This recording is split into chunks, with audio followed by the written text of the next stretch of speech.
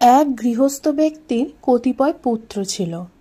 পুত্রদের পরস্পর সদ্ভাব ছিল না, তাহারা সতত বিবাদ করিত। গৃহস্থ সর্বদাই তাহাদিগকে বুঝাইতেন, কিন্তু তাহারা তাহার কথা শুনিত না।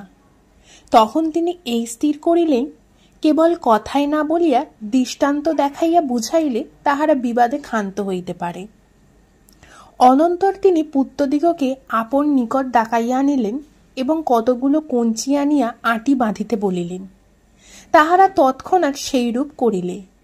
তিনি জ্যেষ্ঠ পুত্রকে কহিলেন, বাপু, এই কঞ্চির আঁটিটি ভাঙিয়া ফেল। সে দুই হাতে দুই পাশ ধরিয়া মাঝখানে পা দিয়া ভাঙিবার বিস্তর চেষ্টা করিল, কিন্তু কিছুতেই ভাঙিতে পারিল না। এইরূপে গৃহস্থ একে একে সকল পুত্রকেই সেই কঞ্চির আঁটি ভাঙিতে বলিলেন।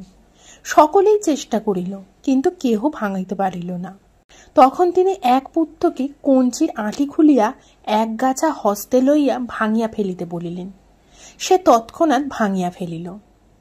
তখন গৃহস্থ পুত্রদিগকে কহিলেন, দেখো বৎসগণ, এইরূপ যতদিন তোমরা পরস্পর সৎভাবে একসঙ্গে থাকিবে, ততদিন শত্রুপক্ষ তোমাদের কিছুই করিতে পারিবে না।